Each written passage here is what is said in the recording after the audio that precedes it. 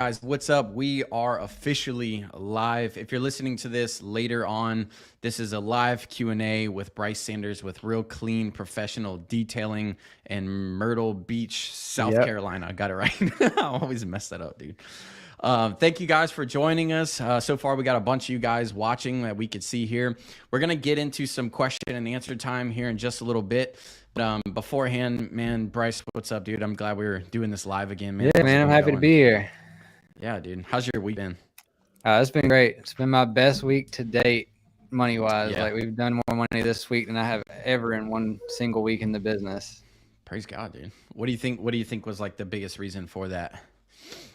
Just the systems I put in place. I discussed a little bit of it last time. Just creating some systems and processes because I've been hiring like crazy. I hired 4 guys in the last 3 weeks. Yeah. And I've pretty much got all of them up to speed on how to properly wash a boat, how to run a rotary buffer, and they're starting to work their way into the flex now because we had a couple of polishing jobs, and they're just I've been starting them pretty competitive pay wise. They're starting at $850 to $950 a week, cash money starting out, and then they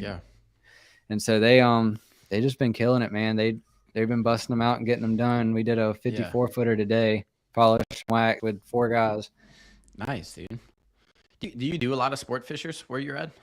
I'm getting into them. I'd say last year I probably did 5 or 10, but Yeah. I Okay. have the reputation in them now. But the problem is a lot of them, either their mates and captains maintain it, or either they're already accounted for by another detailing company that's been doing it for 10 years. Yeah. But there's definitely a demand for it. Like the marina, whenever I post my next video, you'll see the marina I'm in is nothing but sport fishers. Like everybody that fishes our billfish series here pretty much stays in that 1 or 2 marinas in that area. Nice, dude. What one thing I wanted to ask you, man, I noticed like you are starting to post more stuff, like, even on Instagram. I was doing a little promo video for some stuff that I was adding you in, and I looked up on I Googled your business, and dude, you had a ton of Facebook videos pop up. I actually thought that was really cool. I didn't realize that Facebook actually like posts your videos up on Google. That was new to Yeah, I me, didn't actually. either. Like, Yeah. I've researched people in the past and saw like maybe their name come up on Facebook or something, Yeah. but I didn't realize I'd post them like that. That's pretty neat. Yeah, it's all on Google. So like if anyone Googles Real Clean Professional Detailing, it's like all of your little promo videos, like all of them pop up. So I was like, dang, that's actually pretty sick. I didn't realize that, man. So I need to step up my game on Facebook, I guess.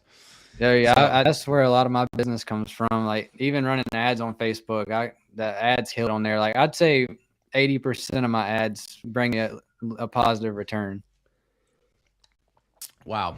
What run them like, I'll what's your usually put duration? like $200 in them and run them for like a month.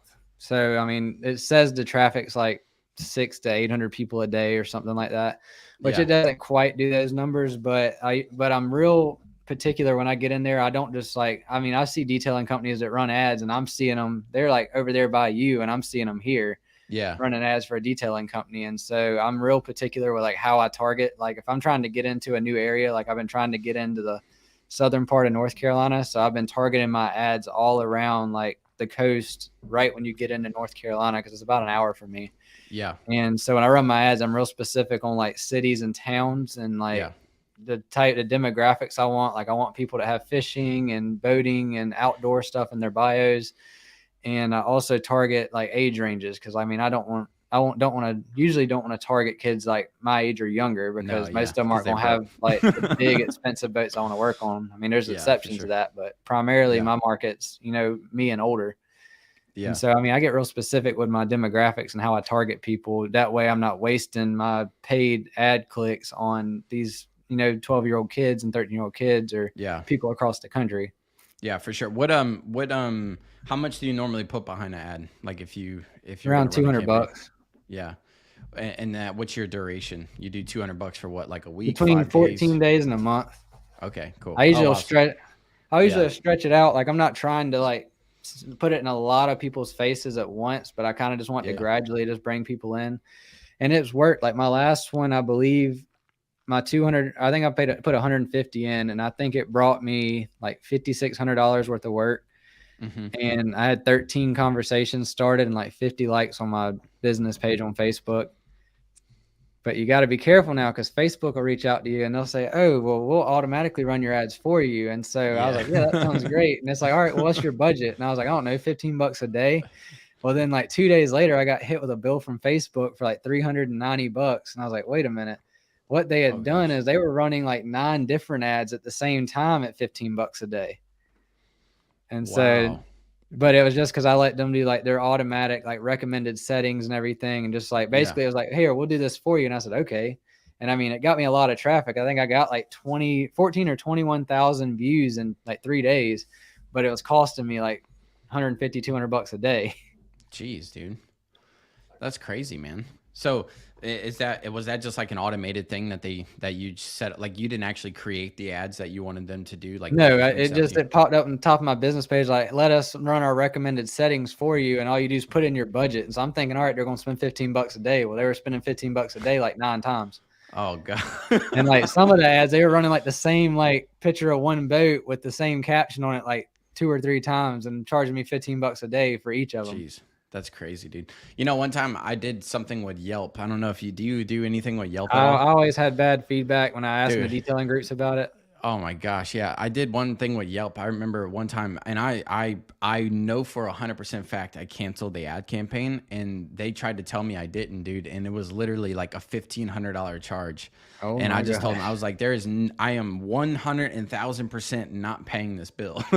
And they were like, well, we're gonna take you to collections. I was like, look, do whatever you got to do, but I ain't paying the bill because I know I didn't do it. And they never did anything. They just, I guess, either forgot about it or just waived it or whatever. Yeah, I actually, I get a lot of leads from Google. Actually, I haven't ran an ad on Google ever. Like, I think I used like the first $200 they gave me an ad credit when I first started, but I've never actually ran an ad. But I do get I think today I had 2 camper leads, 2 boat leads, and 1 car lead from Google. Yeah. And I actually got a website alone, like organic just stuff? from my website. I got the same setup you had where it's like they just type get a quote and they put their name, their email, their phone number, and then boat detailing or RV detailing. But I got a guy redoing my website now because I wanted to tweak some things on it. And the previous guy we were using, like, I think he's kind of gotten into some corporate stuff now. So he ain't done a whole lot with the little guy, but so that's why I got this new guy making it, and he's making it pretty simple. It's just a simple, like 5-page web page. Yeah. But he did a colleague of mine in Charleston's, and I would really like the layout. It was very simple and straightforward, and it had, pretty pictures and catchy phrases and all on it. And he did a real good job. Sure. And he's actually really fairly priced. Like, he's charging me $700 for a 5-page website, complete rebuild, and then charging me $100 a month to tweak my SEOs and to get me to the top of the rankings here. Dang, how'd you find him? Like I was saying, he did a website for another detailing company in Charleston, and the guy put it on a story. Like, man, these guys did a great job on my website. Because they're still getting started. Like, the guy knows his stuff, but he's kind of new to it, so he's still just trying to build his reputation. Yeah. And it's still like a part-time thing for him, but he does phenomenal work. And he's very reasonably priced. So any of the guys that are trying to get started and need a website, we can put his info on here where they can check him out, talk to him. I'd like to get him to help him blow up.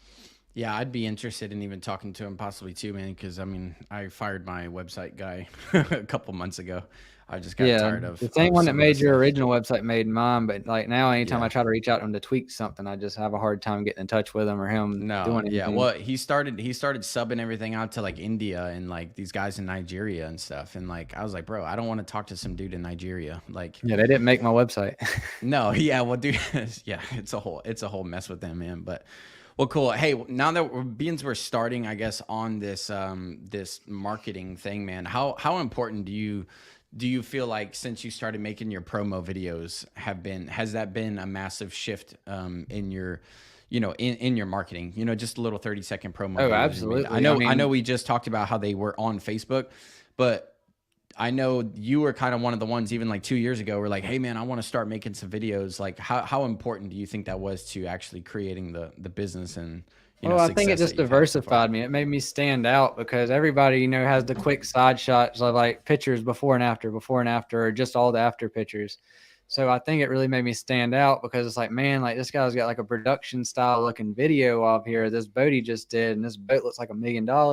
Yeah. And he's in a pretty marina. Like it's got some cool drone footage starting out. It for one, it catches people's attention because everybody loves looking at big boats and pretty boats. And so it catches them initially. And then they see, man, this boat's clean. Like he's got this thing shining, looking like $1 million. And then that's when he's like, oh wait, that's a detailing company. They can do that for me as well. Yeah.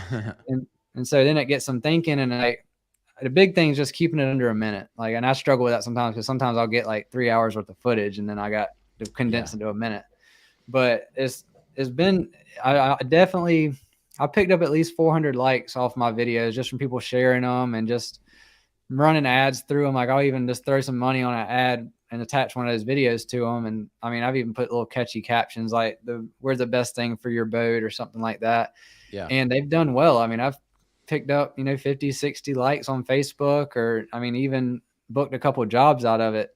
And now it's just, especially this time of year, the leads have been crazy. Like I've been probably writing on average 5 to 10 estimates a day for the last 3 weeks. And it's like every day I feel like I'm writing more and talking to more people. Like yesterday I had 35 missed calls at the end of the day that I had to follow up with.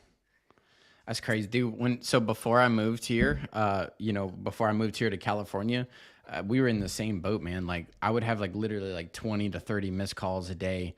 And like, I was just like, oh my gosh, it was like one of the hardest decisions I ever had to make was to like come here. Cause it was like, man, I gave up so much to come out here, which we felt like we needed to and all that good stuff. But we talked about that. Yeah, man, but it was so cool. But man, that's awesome. Hey, somebody just asked a question. Any thoughts on how to optimize your Google business page? I'm guessing he's talking about like the actual Google business, like the My Business page. How to work your way up. Yeah. Have you, is yours set up pretty good? I haven't actually checked yours, but it should be set up, right? I'm ranking. That's what I think I told you in the past. The last guy we had to do the website and the SEO stuff, he has me ranking #1 for campers, and I've done like 7 campers in my life. But the important part's the SEOs and the backlinks, like on your website, because that's gonna help your Google My Business actually climb up in your area. And reviews. I actually talked to one of my clients. He's a website guy for all the hotels in this area. And he told me, he said, Google's not, they're really watching to make sure that you're not taking shortcuts and getting fake reviews or anything like that. Yeah. So they put a lot of weight on the reviews on your Google My Business. And so that's why, I mean, I'll even offer incentive for customers. Hey, I'll knock 10% off your next detail, or DetailBookie is nice because it integrates it and it says it'll automatically do it. Yeah. But getting those reviews on Google are crucial because that's going to be your #1 way to come up the rankings on Google. But another important part of it is going to be getting you, if you're not familiar with SEOs and keywords and backlinks on your website, find you a website guy. And I mean, I'll even recommend this guy because I've had good feedback with him so far. Yeah. But find you a guy that can get those keywords and backlinks dialed in on the back end of your website so that it works with your Google My Business, and it's not like they were kind of working against each other or contradicting each other. Yeah, for sure. And if you guys want to reach out to Brice, in the description section of this video, I do have his business phone number, so you could just probably call him or text him, and then obviously go to his website and email him. But yeah, dude, I think that's not too many people actually realize how much work goes into optimizing your website for Google, because and I try to tell people that all the time, because just having a website isn't necessarily good enough. You actually have to have a good website that works. Yeah, I think the first time I talked to you, I was like, I made my own website and I've had 700 views in the last 2 years. Yeah. And then within the first month of having a professional come in and do it, I think I had like over 2,000 views in the first month of that website being active. Exactly. And I almost went that route, man, and almost started like a little, like a, property, or not a property thing, a marketing kind of website, and like, helping people like build websites. But I don't know, man, I don't really love doing that type of stuff. I'm not too good with the coding and. Yeah, no. Well, and that's the thing. I don't code at all, but like I can figure it out. I don't know. When it comes to marketing, you as a professional that's selling marketing services, there's so much pressure on you to like build leads and stuff for customers, and then when you don't come through, people want to get all mad at you, and I'm like, dude, I don't have time for that. Yeah, we're too tired like, as it is. Yeah, I can't ensure that you're actually a good business owner. So like, I know that I could get you leads, but can you actually capitalize follow up on those and answer leads? the phone and show up? Yeah. That's funny, man. So there's a good point here. One of the listeners actually said, "I've never had to use Google. It's all been word of mouth and IG." Dude, that's awesome. But I will say, man, like get on Google and you'll have double the work. Yeah, you don't have to even run yeah. paid ads or nothing on Google. It's just having the website for people, another place for them to find you and follow up and check you out and make sure you're legitimate. Yeah. It's been a great asset for me. I mean, I get a ton of leads from Facebook and Instagram as well, but Google just added even more leads to that pile. Yeah, well, and dude, and the reason why I like Instagram for doing this kind of stuff, but Instagram, you're gonna go and attract more of a younger audience, and the boats that we're doing or the type of boats we want to do, we're actually having to find people in their 40s and 50s and Correct. 60s sometimes. So people, those guys are going to be on Google searching you, or like if they want to look up your information, then obviously like they'll do a simple Google search and you want to pop up. Instagram accounts don't necessarily always pop up on Google. They can if they look you up in the right way. But most of the time, man, you definitely, I've always since day one was on Google and on websites. I mean, since day one. And obviously, word of mouth, anybody can grow a business through word of mouth if you're doing good. And that's word of mouth, or we're standing on the dock. Yeah, for sure, man. Like just detailing, like how we talked about in the last one. Like, I mean, just being there, doing a good job, and people will see that. And it's just, I think that's one thing, man. It's like with business, you kind of there's not one area that's just gonna make or break you. It's like it's like a recipe. You gotta have a little bit of this, yeah. You gotta have a little bit of that, and then before you know it, man, once you have word of mouth and Instagram, and then like with me, with my YouTube channel, and then my website, TikTok, it's like, dude, like I have people coming at me from every direction. Exactly, like it's just, and that's exactly what you want. It's not that. I mean, it's crucial that you diversify because, like, for me personally, Instagram and Twitter are probably my lowest two places I book jobs. I post a lot of my work there and just copy and paste my videos on those platforms just because more people will see them. And I'm trying to build my TikTok following, and I've been studying the algorithms with TikTok and trying to figure out how that works because I've been posting all the same videos I do to Instagram and Facebook to TikTok, but they're just not catching a lot of ground yet. Yeah, I haven't figured TikTok out at all, dude. I think I had one go viral, and I think I got like 70 or 60 or 70,000 views on it, but most of them are like 500 to 1,000, and then it's just like my friends that all follow me on Snapchat. Yeah. Well, I know right now, man, YouTube and Instagram, they're both pushing the shorts big time, like the reels and shorts. So like YouTube is going to be the shorts, Instagram's going to be the reels. Oh, they get me pretty good. Yeah. I'll be an hour in scrolling on them. Yeah. Oh, dude, me too, man. It's pretty bad, but that's what they're pushing right now, and they want people to actually post that content. So when you post what the platforms wants, it's actually going to boost you up, man. And it takes, for me, like making a story is actually relatively easy because you just hit the button. But Instagram's kind of like, it's kind of like a thing of the past. Yeah. Now it's the reels, and it takes a little bit more time and effort to edit them and make them catchy and stuff for people to see them, man. But dude, I mean, I feel like when it comes to any type of advertising, and this is where like the value will come out of it, any type of advertising, do an educational style like video to advertise for your company. And I think that's where I did really, really well. And honestly, man, that's not really how my YouTube channel started, but that's what it's done for me.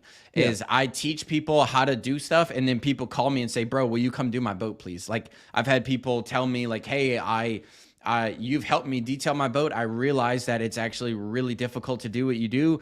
I will drive it to you, or I'll pay you to come out and do it.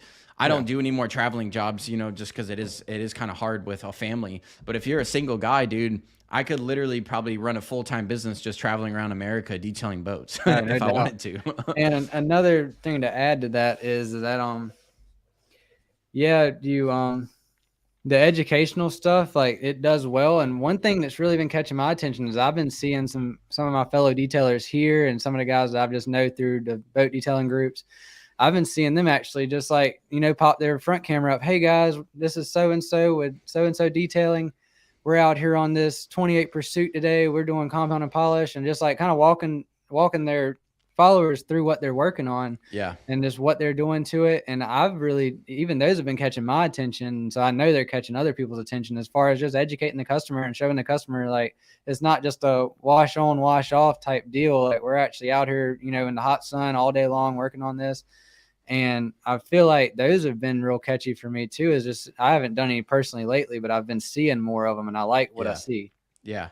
Yeah, dude, for sure. Well, and then that's the thing, man. It's like the more you experiment with content, man, it's like I feel like if you have a little bit of everything, and that's gonna bring in a little bit of everyone. You know what I mean? Correct. Because not everybody likes those flashy production style videos. Not everybody likes just you standing in a phone talking to them. No, absolutely not, dude. Even on my YouTube channel, or on my Instagram, I've taken like some polls, and I'm like, hey, do you guys want more like vlog style type videos, or do you guys want more educational, instructional? And it was almost like 50-50. And I was like, well, damn, that didn't help me at all. Yeah. Now I got to do both. Yeah.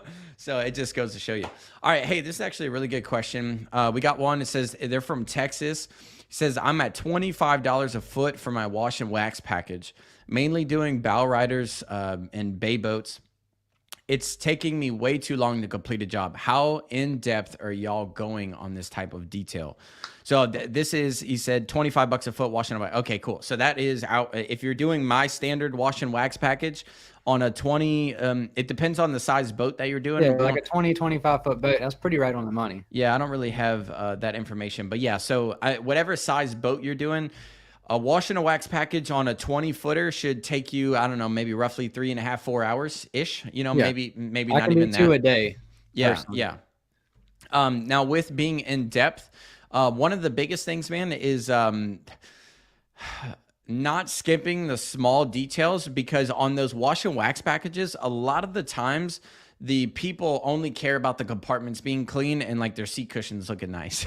And not just that, a lot of times on the wash and waxes, I mean, it's different with every boat, but some of those boats, if they're getting them washed and waxed, they take pretty good care of them, or either it's a new boat. So sometimes you got to go pretty in depth with that detail as far as cleaning it, because you got to make it look different than it is when it's already there. If it's already, no oxidation, a shiny boat or a clean boat. Yeah. So, I mean, I'm very thorough. Like, I mean, I wipe down the metal with woody wax. I do like a glass protectant. I wipe down all the glass. I clean the seat protectant, compartments. If I see a rust stain or anything, I make sure that's removed. I mean, I'm thorough with it, and I'd be happy. I have a wash procedure I made for my employees.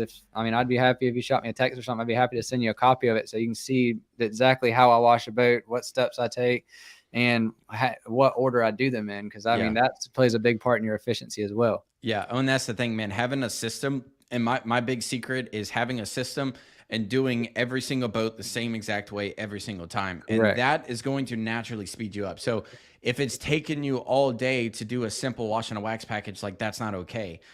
It depends on obviously the size of the boat. So let's pretend, I'm going to say if you're in Texas, most of your boats are probably anywhere from 19 to 25 foot in that range. Wakeboard boats. Yeah, ski and wakeboard boats. So anywhere between, man, if you're 19, 20 to 21 footer, that should be 3.5 hours. If you're 25 foot, maybe 26 foot on some of those bigger ones, that's probably 4.5, 5 hours, especially wakeboard boats, because you have like seat cushions freaking everywhere. And carpeted compartments. Yeah.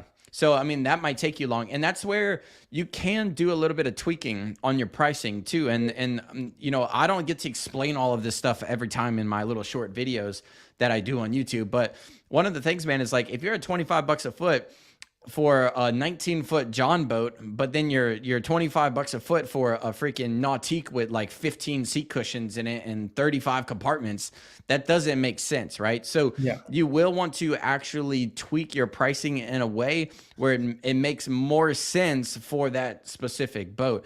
So that might look like, hey, you have 15 seat cushions on a wakeboard boat. So now every wakeboard boat, you're actually going to bump them up to maybe 30 bucks a foot on a wakeboard boat. You know what I mean? Correct. Because and I mean, you got more product involved as far as like, seat cleaners and seat clean, just the seats take freaking forever. That's why I keep saying the seats. And not just that, I mean, and they're nicer boats, so you got to be a little more critiqued versus in a crappier wiping like the towers, making sure that the windows and consoles and all, because they got those like car type consoles on a lot of them. Yeah. So you got to be a lot more thorough. But also another thing to add to that is I'm big. For a long time, I didn't really pay attention to how long things were taking me or how much I was spending in things. I just kind of had a rate, and that was my rate. One thing I'd recommend is like over the next couple jobs, pay attention to, how much it's costing you to actually operate, how much fuel you're burning to get there, how much you're spending in material, how long it's taking you. and factor all that in and figure out what your hourly rate is so that you know what you're making per hour on average, and you know where you want to be at or where you need to be at. And I mean, that doesn't mean gouge the customers or anything, but I mean, it means that you just track your time. Like a wash and wax should be taking you, 4 to 5 hours on a 25-foot boat. So make sure you're tracking your time to make sure you're profitable within that after your expenses and how much time you have in it. You don't want to, get to the end of a boat detail and realize you're making $4 an hour or $5 an hour. Yeah. But also DetailBookie has done a real good job with their preset packages of kind of helping you. It gauges the time it should take you as well as what's included in that package. And it already has preset pricing. And I mean, it was I adjusted a couple of them for me, but it was pretty spot on as far as time goes and the different types of boats and the different packages. It was pretty spot on pricing wise. Yeah, for sure. But I think one of the biggest, and that with DetailBookie, it'll actually make that way more simple once you get your pricing all structured. But one of the biggest things, man, is when you get to a boat, you don't want to have to think about what you have to do. And that's where the system comes into place. You want to do the exact same thing every single time. And it's going to take you some time to develop that system. And the only way you're going to get faster is just by doing it more, right? I mean, it's if you're 10 boats in, when you do 35 boats, you're going to be way more efficient just because you're going to know your system better. So I think the biggest thing that we could say as far as like making money and cutting that time is really learning a very, very efficient system. As far as when you get there, first thing you do is you take everything out of the compartments, you clean the boat out. After that, you just give it a nice scrub down, detailed wash. While the boat's still wet, you're sucking out the compartments, you're cleaning the compartments. If there's carpet, you're cleaning the carpet, you're getting it all cleaned out. You're wiping down the dashboard, you're doing the seat cushions. Once you're done with that, you wax it and boom, you're done. You know what I mean? And then you got your metal and then your glass. But that's it. It's like very super simple, very quick, very fast paced. And obviously, if you have a second guy too, you'll have to tweak the system with a helper. Yeah, but yeah. Anytime I hire guys, that's exactly what I tell them. Is I usually put them in pairs whenever they start out, and I walk them through my process. They've already watched probably a couple of your videos by that point. They've got my wash procedure on their phones, so they have a good idea. And I said, after y'all wash a few boats together, y'all will have a routine. You'll know what he's doing and what you're doing, and so things aren't getting overlooked and things aren't getting double hit. So and it's worked well. Like most of them, usually one starts in the bow on the top and the other one starts at the stern on the top, and they meet their way in the middle and they work their way down to the compartments to the hull. But I mean, like you've always said, top to bottom, front to back is the simplest way to start with it. And you can tweak your system in order to make it more efficient based off that. Yeah, for sure, man. And that's the thing, like with one of the guys that I was training recently, it's like, hey, I'm going to wipe this. And then he would go to the back of the boat and wipe something and then come back to the front and wipe something. I'm like, dude, all of this stuff, one, you're going to miss a whole bunch of stuff. And two, it's just doesn't even make sense. Just literally work from one side. I usually start like either on the starboard side or the port side in the front. And then you work your way around, get the front done, and then work your way back. Now you're at the dash, you work your way all the way around and, do the motor compartment all the way around and then boom. And you just work around in the circle, man. And that, I feel like that's how you just get the most efficient on those kind of wakeboard boats and whatnot. So yeah, I agree. Yeah, man. All right, cool. We got another question here. It says, I have a customer that's supplying materials and I'm charging him $20 an hour. I feel like I'm giving him a killer deal. Polish, chrome, and gel coat. What do you think? Yes, you are 100% giving him a killer deal. I don't know. It depends on how long he spends on it. Yeah, true. Yeah. How many hours you going to be working? Yeah. But, I'll be going chilling with my feet up. You know what I mean? Yeah, but I think ultimately, if you're a legitimate business, deals like this can really hurt you in the long run because, for one, the customer is kind of pulling a fast one on you, in my opinion, because they know they're getting a good deal because those materials and stuff did not cost him near as much as the value you're bringing to his boat. Yeah. And even at the hourly rate, like, you're not taking home a whole lot after you travel to the boat and leave. And I'm sure you're still supplying some of this stuff. It's not like he probably supplied like some pads and compound and polish or something along those lines. So if you're a legitimate business, I'd be careful with taking deals like that. I mean, I'd set your rates and make that your rates and not really go that route. And if me personally. Yeah, no, for sure. And I would say the same thing. Every time I've ever had the customer supply the product for me, it's never really gone well. And I don't know why. And maybe it's just the fact of like, they're supplying the product, so they expect you to do certain things certain ways, or you know what I mean? Like they're almost deeming you as not like a crazy professional company, because a real professional company would have their own stuff. So Yeah, and not just that, you don't know how their products work. They might yeah. bring you something you've never used before, and you're just kind of figuring it out the whole time. Yeah, exactly. So what I would do, man, is get you a line of products that you know really well, stick with those. And then if a customer is like, hey, will you use this product? You go, hey, if you want to hire me and my company, this is how we do things. If you don't like that, I'm sorry. I actually had a customer one time, and this was years and years ago when I first started, but he gave me my compounds, and he was like, if you want to do my boat, you have to run your RPM at this speed, and or run your rotaries at this speed. Like he was like telling me what speed, what compound, and I was like, dude, this guy's gonna be a massive headache. Might as well do it yourself. Yeah. I was like, dude, I'm out, dude. And he was, oh my gosh, I didn't know, because I was young and I knew nothing really about, it was the first big 64 footer that I've ever done. I've never even seen a 64-foot boat until I saw this boat. And dude, I quoted him. It was a full correction, no wet sanding, because I wasn't wet sanding at the time, but I was gonna do a 3-step compound and a wax. And dude, I was only charging him $2,400 for the hull and the full topside, dude. And he was like, "You're hired." And I mean, he talked me down. He got me down a little bit. And then that's when he hit me with that, like 9 o'clock at night. It was like, "You're gonna use this and this and this." So I had to call him, and I was like, "Man, now that I think about it, I feel like I'm getting ripped off, and you seem like a very difficult customer. So I'm going to respectfully decline." And dude, he flipped out, man. And now I know why, is because he was about to get a fat deal. Yeah, I did a 44 Chris Craft one time, and I spent 6 weeks on it for $2,800. Yeah, dude, that's crazy. Dude, now I would charge that same boat that I was going to do for like $2,200. Oh, plus I was going to paint the bottom. It was already bottom painted, but I was just going to put a fresh coat of black paint on it. $2,000 right there. Dude, I know. And I wasn't even charging. I mean, I was like 20 years old, or I was 22 when that happened. So I didn't know anything, but bro, like, that's what I'm saying. Now I would charge probably $11,000 for that boat. Oh yeah, me too. I'd be right under you on that one. Yeah. And I was about to do it for $2,000. So man, getting your pricing set and knowing your pricing, knowing your worth will save you a lot of money and a lot of heartache. Make sure, in the long run. One mistake I made is, for the first 2 years, I could not tell you my expense on any particular boat detail. I didn't know how much I was spending, nor did I know how much I was making per hour, because I'd never thought about it. I just saw, I'd see, $1,000 check in 2 days and think, man, I'm doing really good. But I wasn't factoring in, the time I had in it, the $300 worth of materials. So make sure. That's one of my biggest things I'd recommend. Know your expenses, know what you have going in and coming out of each boat detail, because that's going to really dial in your pricing and make sure you're making money and you're profitable. Yeah, for sure. And in this business, man, you really shouldn't be charging by the hour ever. Really? I mean, unless maybe you're doing an engine room or something. Yeah, well, for sure. And I teach that, right? I mean, charge $100 an hour, but I mean, we're at $100 an hour, not 20. You know what I mean? Yeah. And I'm doing my own products and stuff. So that's one good point, man. But for $20 an hour, dude, you can come work for me. I'll pay you $20 an hour all day. Me too, all day long. So, but hitting on that though, I mean, the hourly thing, I have rolled back to an hourly rate if I'm doing something along the lines of that I'm not comfortable with. Like if somebody called me and goes, "Hey, how much to detail the interior cabin of my boat?" Well, I don't know how long it's going to take me. I don't know what I got in it. So my going rate, if it's just me, my going rate's like $80 to $100 an hour. And if I got 1 or 2 or 3 guys on it, I'm in the 150, 175 an hour, because we're going to get it done in a fourth of the time. Yeah. No, for sure, dude.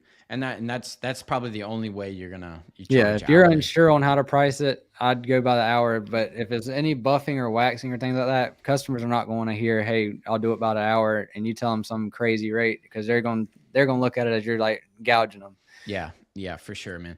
All right, we got one more question here. Blake's Detail Garage says, "I'm doing a painted hull. I'm using Stark. Any concerns, or do you recommend anything?" Honestly, man, marine paint is practically the same as gel coat when it comes to buffing.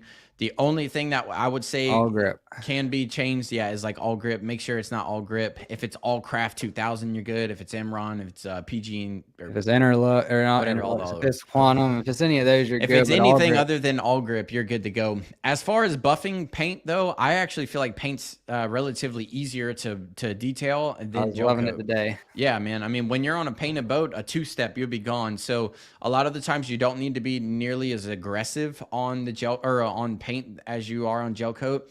And a lot of the times the defects and the oxidation will be removed a lot quicker. So anytime that there's a painted boat, I love painted boats, man.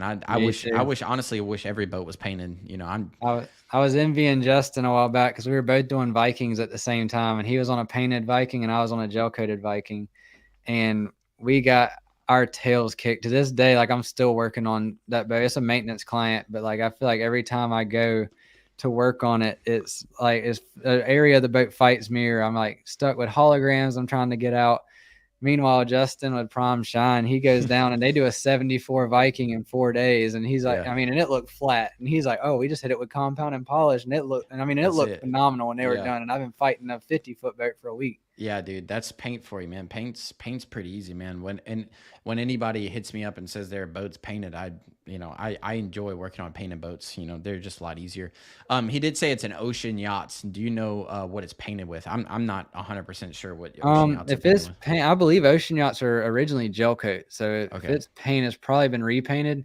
But I mean, realistically, if you get out there, I mean, I just start with a minor test spot, take an orange foam pad, or, you know, some orange foam and some Elevate, or just a medium to light polish, and do a test spot and see how it comes out. Because like we were saying, painted boats, they're going to come out a lot easier. So it might look worse than it actually is. I've had boats that were painted that looked like a compound or a wet sand job, and then I only needed 1 or 2 steps and it looked like brand new again. So I just start with a light approach. And if orange foam don't do it, then go a little more aggressive. You might want to go to a gray foam or a white wool pad, and just work your way out, starting light and working your way more aggressive till you get the result you're looking for. Yeah, for sure. That's the thing I would say too. If it is a painted boat, I probably wouldn't even do.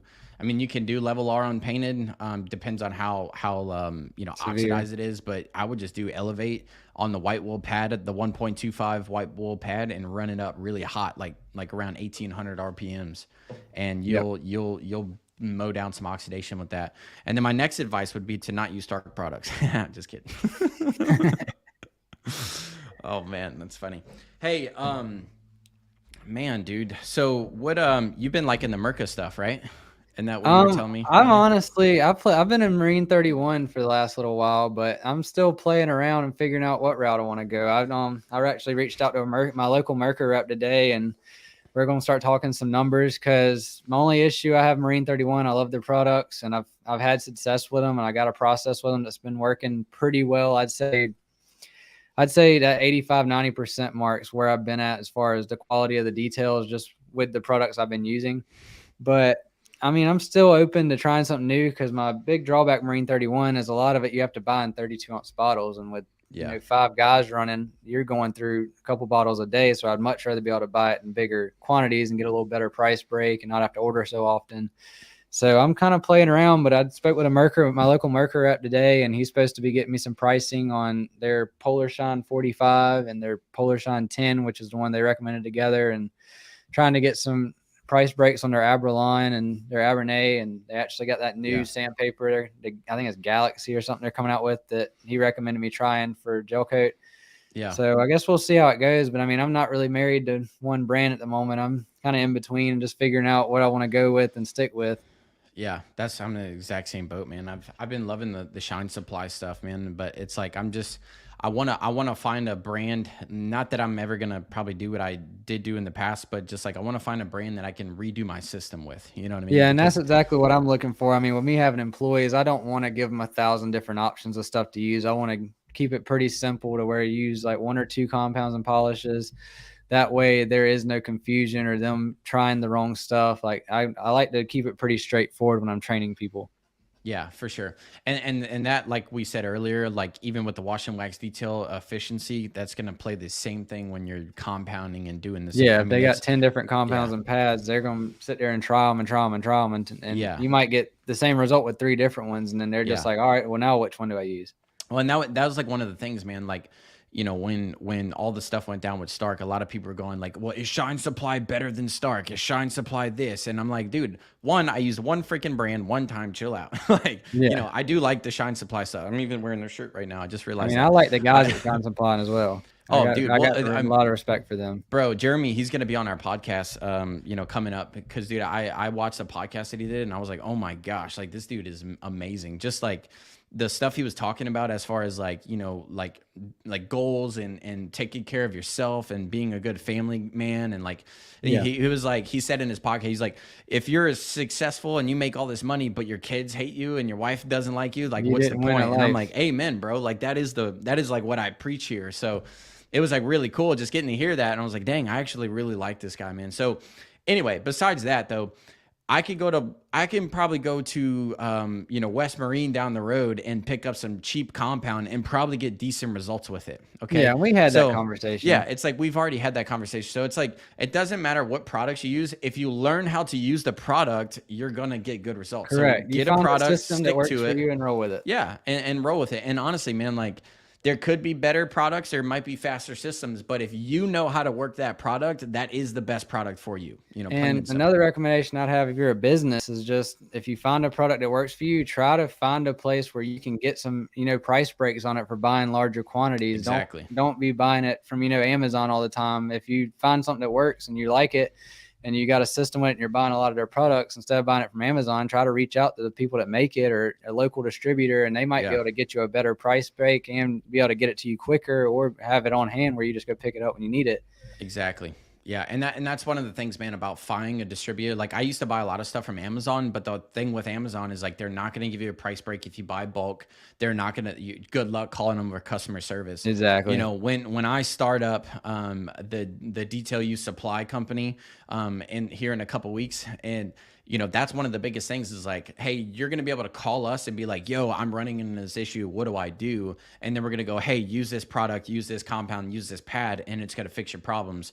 That's the service you get when you call a professional company that actually knows detailing, versus a lot of these other brands. They hire people, marketing reps and all this stuff. And you good luck getting them on the phone and being like, hey, what do I do in this situation? They might tell you what to do, but they really don't know what to do because they were not out there detailing boats for 15 years. And that's one of the issues I didn't like with Marine 31, because I've called up there a couple of times like, hey, what pads do y'all recommend with this new Captain? I have no freaking idea, dude. And the lady in customer service, she's like, hold on, let me go ask somebody. And then she just like went and asked Joe Blow down the hall, and he's like, oh, he said only use white wool pads with that. Yeah. And it's like, I tried it with orange foam and it did pretty great. And I tried it with this pad, it did pretty great. But it's like a lot of these customer service people, they have no clue what you're working with. Some of them never picked up a buffer a day in their life. They just know how to talk on the phone. Well, I had a buddy, somebody reached out in our Facebook group today and was just like, hey man, like I had an issue. So I called this company, and they basically said, it'll be fine. And I'm like looking at the product and I'm like, yeah, that's not fine. It's like discolored and chunky. Yeah. And they were like, yeah, just roll with it. And I was like, well, hey, look, proceed with caution, because when you put that ceramic coating on a customer's boat and it fails in 2 months, they're not going to be mad at that ceramic coating company. They're going to be mad at you. So I'm like, and it was funny. He was like, yeah, the customer service rep said it would be cool. And I was like, yeah, he said it would be cool because he's never detailed a boat in his life, you know? Yeah. So it's wild, man. So I'll get off of that tangent. I think the funniest one I've had is when I called Yellowfin. I called Yellowfin one time because I was trying to restore non-skid on a boat. And I mean, I tried compounding it with 4 different compounds. I tried just dumping it on the floor and buffing it in. I've tried drill brushing it. I called Yellowfin and they're like, just put compound on the deck and scrub it with a brush. And I was like, you really think I haven't tried that? And they're like, well, that's all we got. That's all we got for you, but that's awesome. That's funny, man. All right, let's answer a few more questions. I just got my first boat detail. Congratulations. It says wash and wax 47-footer boat. Dang, that's a big boat for your first one. Yeah. I'm charging him $30 a foot, top to rub rail. So I guess top side. Yeah, top side. Yeah, that's what it sounds like.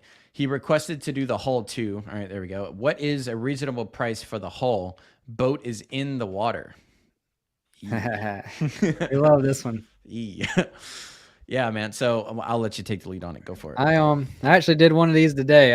It was a maintenance client of mine, but it was a 54-foot sport fisher, and we washed and we did some spot polishing because I've been taking care of this boat for about 4 years now. But we primarily were just washing and waxing, and to do the holes in the water is gonna take you a little more time. But if you're just waxing, like if you're not doing any buffing or anything, it's easily doable, and you can still be efficient with it. Like we washed and waxed that boat, me and one other guy today, and it took us probably 8 hours on a 54-foot boat.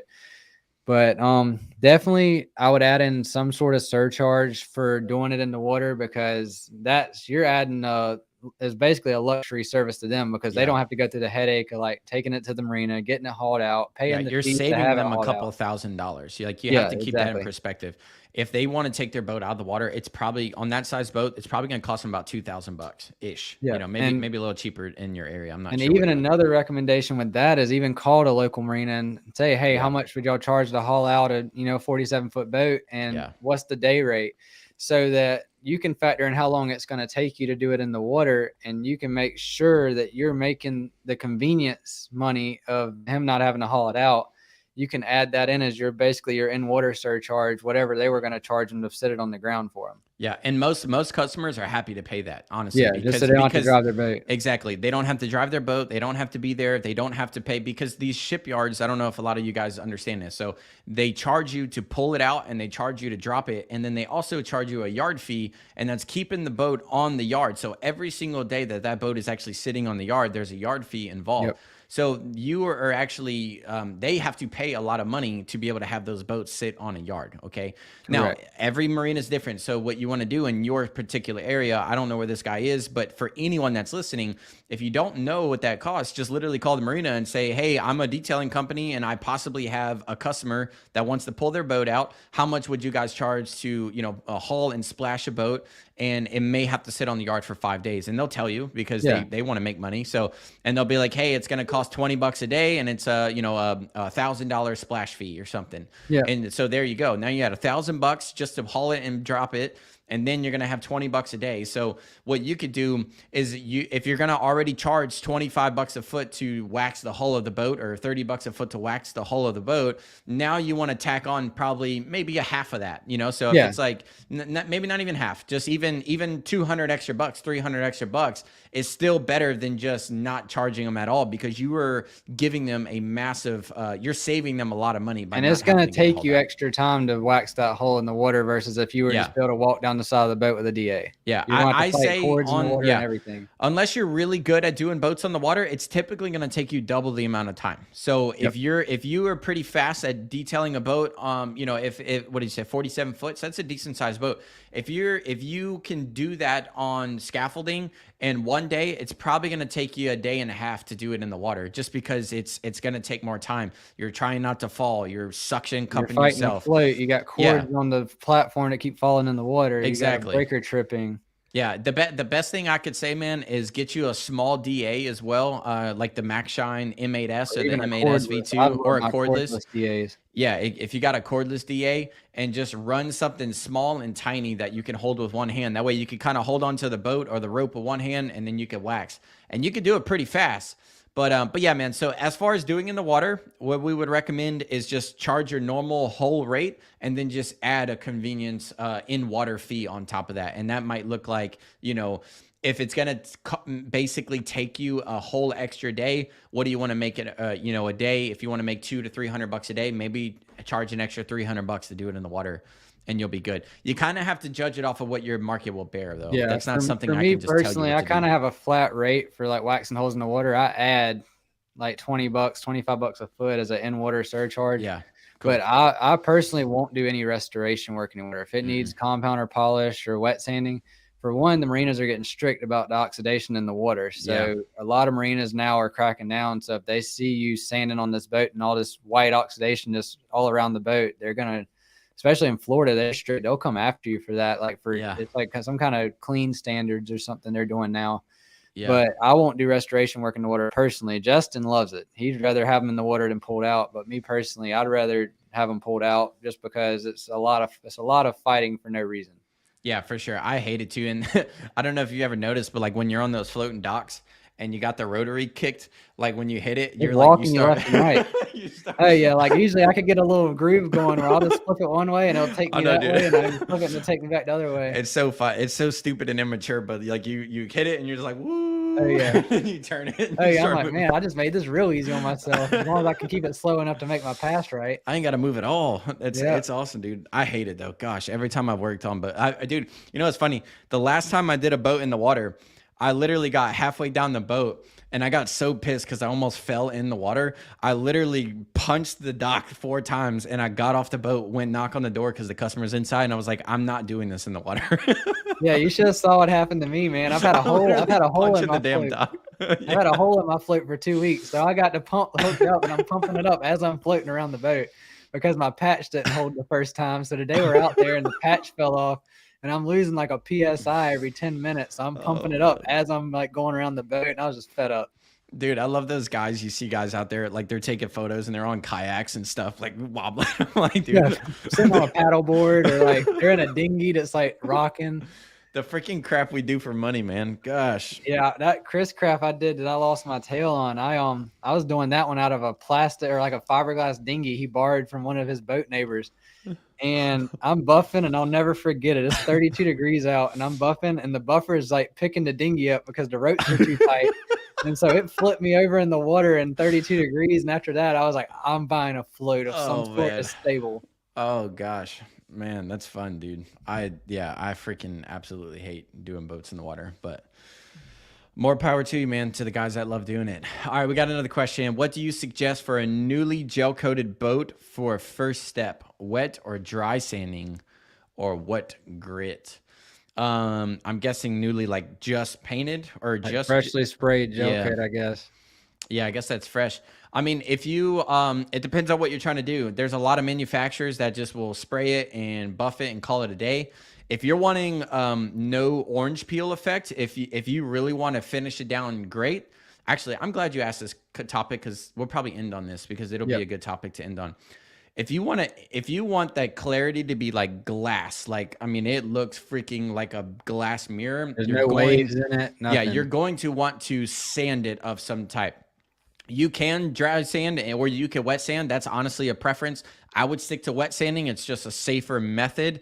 But, you know, I know paint guys that dry sand only, and I know paint guys that wet sand only. You know what I mean? So well, you just another factor in that too is who sprayed it, because I know if I sprayed gel coat, it is not easily sandable. I got on one, or it'll come right off. Yeah, I've came from manufacturers, and I could sand with 800 or 1,000 grit and be golden, and then I get out there and I'm blocking with 400 for 3 days, and it still doesn't look right. So it kind of depends on. It kind of depends on the gel coat, but a good starting point. How high was the gel coat guy when he sprayed it? A good starting point though is usually 1,000 grit or 800 is a good starting point to see if that's going to get you the results you're looking for. Yeah, for sure, man. And that's the thing. So the reason why I said this is a great topic, and that's because I've noticed in the boat detailing Facebook group that we have, boat detailing DIY and pros, there's been a few guys mentioning lately. And then I also posted a video, this last YouTube video that I posted, and it's like, hey, crazy transformation, no sanding. And I've had a ton of people, texting and going, well, if you don't need to sand, don't. And not sanding is way more efficient. And I never sand, like you don't have to sand and all this crap. And look, here's the thing, guys, and I'm glad we're actually talking about this, is because me too. Sanding, you don't have to sand. But, dude, when you sand the boat, you're getting two things out of it. You're going to get way more clarity, you're going to get way more depth, and you're actually slicking off the pores in the gel coat. Gel coat is naturally porous. So if you looked at it on a microscopic level, it would have trillions of little tiny little holes in it. What happens is when the boat starts to break down or the oxidation starts to break down, what happens is those holes are actually going to open wider and wider and wider and wider.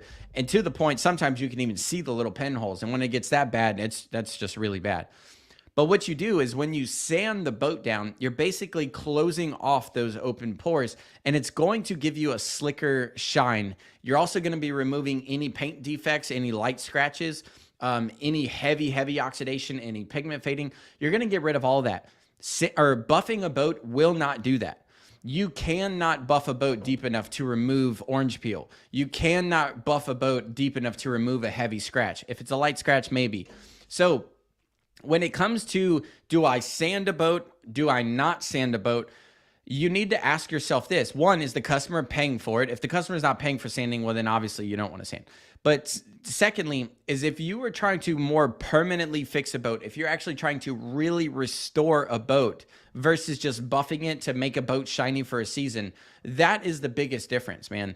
So I know it seems like a lot of people are going like, I never sand. Sanding is bad. You know, there's a YouTube channel out there that he always says no sanding, and he calls me out in all of his videos because I sand. And it's like, what you don't understand is I'm not just sanding because I don't know how to run a rotary. And that's what people think. They think that, oh, he's only sanding because he doesn't know how to buff a boat. No, I'm sanding because that's actually going to slick off the surface. It's actually going to remove all of these defects, and it's actually going to really restore the gel coat, not just put a shine on it. You know what I mean? Also, there's another part to that, and I'm thinking of two particular boats in the past where I had two different old Grady whites. They were heavily oxidized, and the first one we did, I told the guy it needed to be sanded, and he's like, well, just buff it. You know, I've heard that 100 times. Well, we cut and buffed on this boat for probably 4 days on a boat that should have taken us. That's that guy that hates on me. Yeah. So we buffed on this boat for 4 days. And if we would have just sanded it, it would have probably taken us 3 or 2.5 days to complete. Because, I mean, we ended up having to cut it with a compound, 2 or 3 times to get the same result we would have got with 1 pass of sanding and 1 pass of compounding. And so there are scenarios where to get the desired result and achieve that shine or that gloss or that mirror you're looking for, that sanding's only going to be the way to achieve that.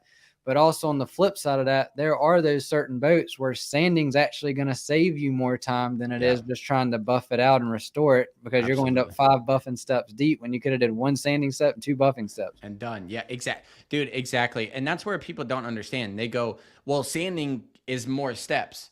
And it's like, well, technically sometimes, but really I could either take a heavy cut compound and freaking lather it on the pad and go over that same spot 5 times and really work it in. And then, I'm pushing the whole time too. Like, don't get me wrong. I mean, you're freaking digging that compound in. Or I could hit that same spot with 1000 grit sandpaper, bear it down quickly, put literally half of the product on my pad, work it in 3 steps, and it's perfectly fine. It's beautiful, and it looks better because now all the orange peels and little sanding marks or little scratch marks are gone. Yeah. So it actually looks better, and it's more efficient. You know what I mean?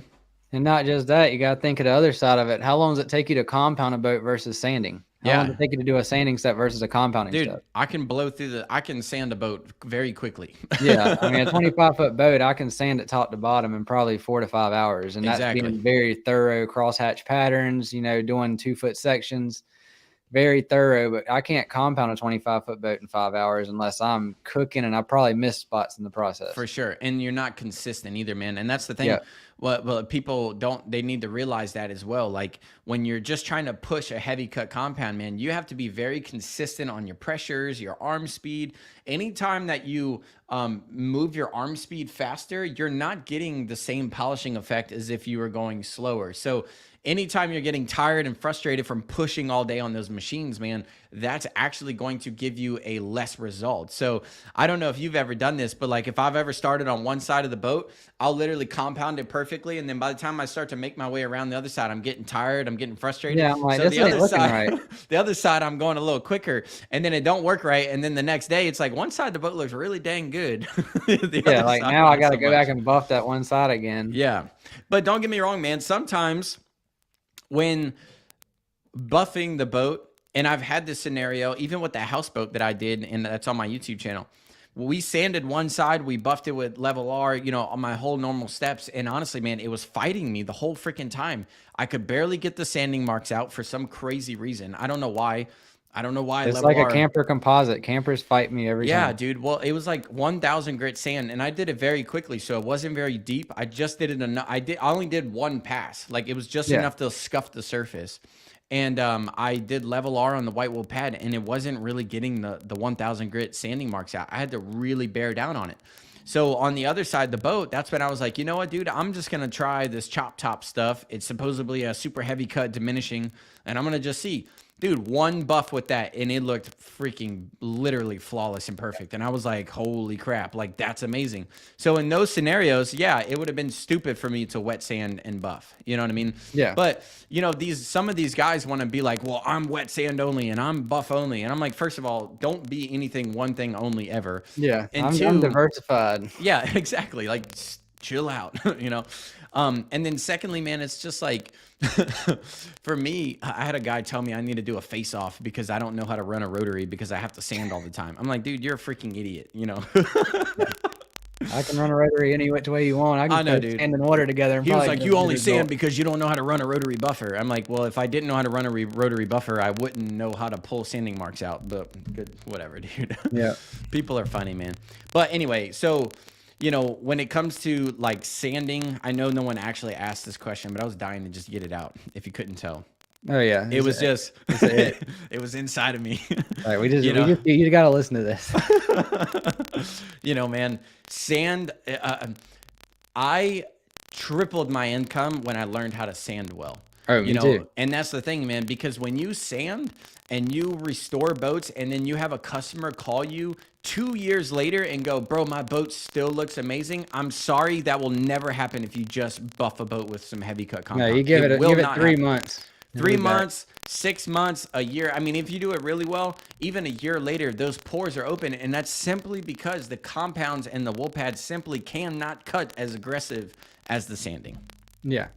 So, mic drop. No. Oh, man. Well, cool, dude. We've been on this thing for an hour already, dude. Feel like an hour. Yeah, this time flies by, dude.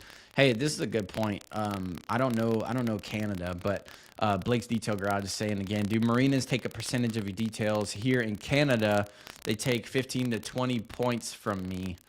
I guess that's 20%. All I can think is maybe if you're contracted through with the marina, like if you like are set up where you they exclusively use you or they like refer all their jobs to you. I've seen marinas try to do that with me in dealerships, but as far as just going to work in a marina, you shouldn't be getting any percentages removed if you're just like going to do a customer's boat in a marina and the marina didn't give it to you, or either they I really can't think of a reason why the marinas would be taking a cut unless they actually gave you that job. Yeah, for sure. And I've done that. So I've had marinas in the past that they basically contracted me out and they took off they didn't take any money from me. They added money on top. So like I would tell them, hey, I'll do the boat for $5,000, and then they would charge the customer $8,000, and the customer would be like, yeah, eight's great, and I'm like, dang it, you know? Yeah. But that same thing happened to me when I was getting started. We've never had any marinas actually take money from us. I've had marinas where I've given them a finder's fee. So I'm like, hey man, you know, I'm not above bribery. I've said that before. I'll tell them guys all the time, hey, I'll buy you lunch and kick you some money. We'll bribe the heck out of some people, dude. Yeah. If I'm trying to get a new spot, that's like my number one thing is I'll buy the whole marina staff lunch and I'll say, hey, every boat you send me, I'll kick you some money. Yeah, for sure. And actually do it.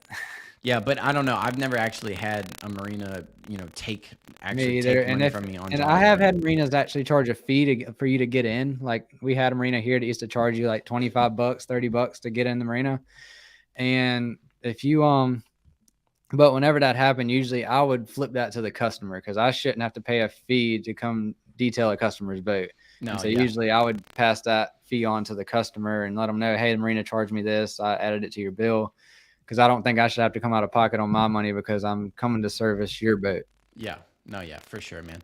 Well, and that's cool, man. So you got any last things that you're just dying to talk about like I was with the sanding? No, I mean, I was right there with you with the sanding. That's a very controversial one for me as well. Yeah, dude. Yeah, it's crazy, man. And you know, it's one of those things where it's like people, so many detailers get so stuck in their ways, you know what I mean? And they think, you know, I had this conversation through the comment section the other day when this guy was like, you know, you need to learn how to run a rotary and all this stuff. And I'm like, dude, first of all, there's more than one way to buff a boat, okay? To say one way is the only and best way would be a lie because like we just said, like some boats sanding sucks. Some boats you have to sand. So, if you're like this guy where you're just like, I am one way and that is it, you're going to limit yourself in life. Okay. And that's kind of a life principle across the board. It's like, obviously have your morals, have your standards, have your systems, but man, like you have to be prepared to have things not always go as planned, and you have to learn how to adapt along the way, man. So, no doubt. you know, and that's the thing, like learning sanding is good, but hey, if the customer doesn't want to pay for sanding and the customer is like, hey, I just want to sell, like in the last boat I did, you know, it needed it pretty bad sanding wise. But the guy was like, look, I'm just trying to detail it to sell it. Boats are going through the roof right now. This thing's going to sell You'll for get a lot of that in this He was market. literally like, dude, boats are selling for $10,000 more. Like, buff it, and I'm going to sell it. And that was it. Like, he didn't want it to be perfect because he's selling the thing, you know? And, you also that's have to be okay. careful with those because they can come back to bite you in the right scenarios. Because, like, I've had guys like, yeah, just do a one-step compound on it. And, like, when I was getting started, I'd be like, okay, yeah, I'll run through that. Well, then I'd run through it, and then he gets to the sandbar, and they're like, man, who detailed your boat? And he's like, oh, Brice would real clean did. And it's like, you know, faded and splotchy, and like there's water spots all in it, or it's just like still dull. And this guy's like, yeah, he did it last week. And so it can do a bad look. I mean, make sure anything you accept and you tackle, you do a good job on it, even. And you know, you can cut steps that the customer don't want to pay within reason. Like if they say, if you know it needs compound and polish and they go just wax it, be very careful with that, because usually the boat's gonna look worse than it did before as far as the gel coat goes, if you just wax a boat that really needed compound. Yeah, for sure. Well, and that's the other side of that too. It's like, you know, I'm gonna do what the customer's paying for, but I also, if that customer was like, yeah, just slap a wax on it, I would have told them, hey, I'm not your guy, because I have to do something that's gonna actually look good. Yeah, and that boat looked freaking phenomenal. Like, it did. I saw the video. I would have done that to my own boat, honestly. So, you know, it's not that I would ever just, you know, slap a wax on it when it needs a 3-step compound. Yeah, and that's what I was referring to. Yeah. It's like, don't always do what the customer says if you know it could hurt your reputation or hurt how people see you if they were to say, oh, so and so did my boat. Yeah, for sure, man, for sure. All right, dude. Well, I think that's going to be it for today. Thank you guys for hanging out. We got a decent amount of you guys today asking a bunch of questions. Sorry for the mic issues. I know a bunch of y'all have been writing saying my mic is messed up, so I don't know if that's an internet connection or whatnot, but thank you guys so much. We'll probably do this in about another 2 weeks from now. Look forward to it. This will be on the Detail You podcast as well, so for you guys to go back and listen to it. Thanks for joining us today. Thanks, Brice, for hanging out. I know it's late, man. I enjoyed it. You know that. Yeah, bud. All right, well, we'll see you guys. Like, share, and subscribe on the YouTube channel. Check out the Detail You podcast, and we'll see you guys on the next episode. Let's go.